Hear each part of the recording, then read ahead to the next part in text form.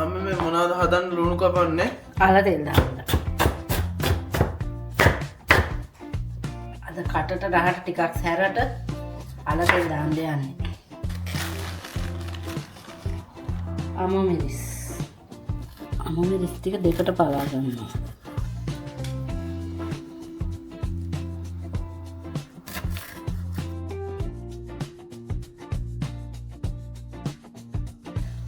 බලලා නේද? හරි. දැන් අපි අල තෙල් දාමු. පම්බල අරගෙන තියනවාද? මේක පොඩි අලයක් හින්දා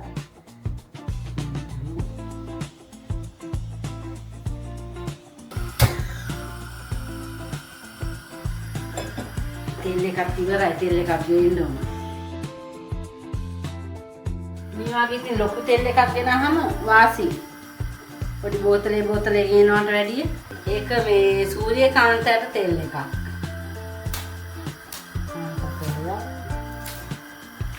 ලංකාවේ හිතුමත් ඒ දානවා. මෙහෙම දාන්නද? ගින්දර ටිකක් අඩු කරලා තමයි දාන්න ඕනේ. නැත්නම් මේ පුරනවා. pincha.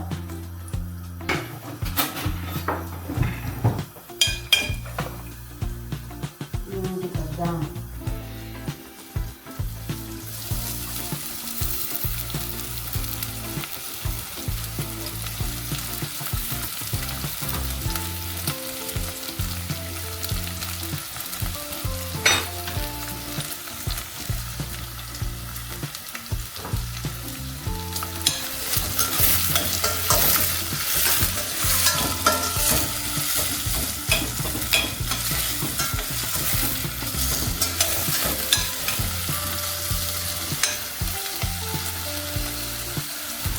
හැදෙන අතරේ මේකට ගම්මිරි ටිකක්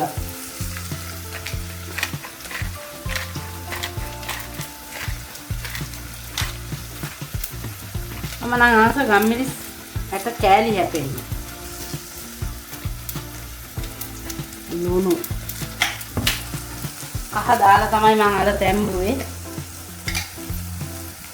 මේකට කෑලි මිරි ටිකක් දාලා මේ අලයකටත් අනාගන ටෙම්පරාදුරටත් ටිකක් දාගන්න ඕනේ.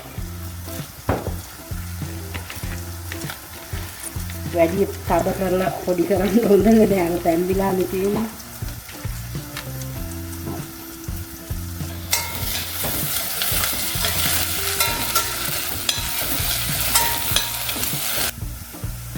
මේ කරන් ටිකක් දාන්න.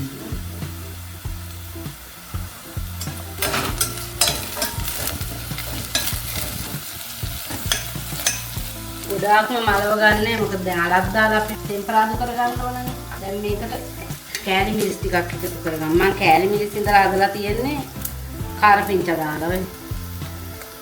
කාරපිංච ඉතින් කනවා නම් හොඳයිනේ. දාලා ටිකක් සැර දාලා.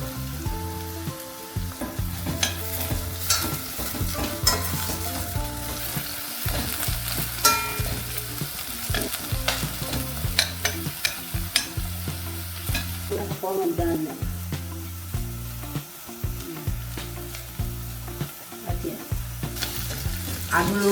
අඩු ලෙඩ වැඩි ලුණු වැඩි ලෙඩ තියෙනවානේ.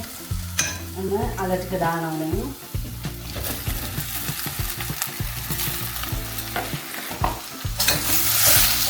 මේ වෙලාවට ටික ගින්දර අඩු කරගන්න ඕන. නැත්නම් කරවනවා. මෙන්න මෙම රවුමට කරකවලා මැද ටික වටේන් අරගෙන මැද්දට දාගන්න ඕන ලුණු. අල කැලි කැඩුනොත් අලේ කල වෙනවා. කැඩෙන්නේ නැතුව ඉතින් පරිස්සමට අලේට පොල් ගා ගන්න ඕනේ. නැත්තම් ඉතින් බෙරියනවා වගේ වෙනවනේ. උයද්දි ඉතින් රසට උයා ගන්න ඕන, ගුණට උයා ගන්න ඕන. ඒකේ පිළිවෙලක් තියෙන්න ඕන. ඉතර දේවල් තියනවාද කරන්න නේද? උම්මලකට නම් ඉවර වෙලා මටත් කියන්න බැරි වුණා. දැන්වත් කියන්න ඕන මතක් කරලා. චූටි පුතේ මේ උම්මලකට ඉවර වෙලා අරන් එන්න ආයේ. උම්මලකට අර ඔයාලා මේ ගන්න තැනක් තියනව නේද? එතනින් අරන් එන්න එතන මේ උම්මලකට හොඳයි.